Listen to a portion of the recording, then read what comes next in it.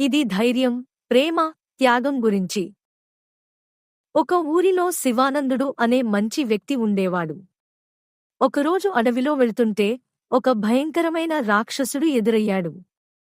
నిన్ను తినేస్తాను అని గర్జించాడు. శివానందుడు భయపడకుండా తన కూతురి పెళ్లి కోసం నగలు తీసుకువెళ్తున్నానని, తిరిగి వచ్చి రాక్షసుడికి ఆహారం అవుతానని చెప్పాడు. తన కుటుంబాన్ని కాపాడటానికి అతను సిద్ధంగా ఉన్నాడు. అతని కొడుకు తండ్రిని కాపాడటానికి రాక్షసుడి దగ్గరికి పరిగెత్తాడు.